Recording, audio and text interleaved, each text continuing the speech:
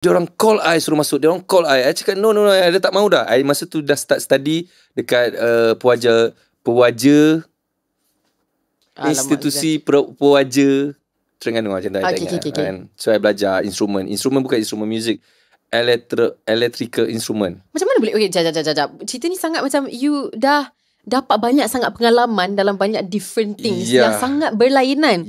So okay, tak apalah, you tak sambung balik culinary arts, you buat instrumen culinary arts memang I let go betul-betul lah. Ada cerita, ada satu plot lagi sebenarnya.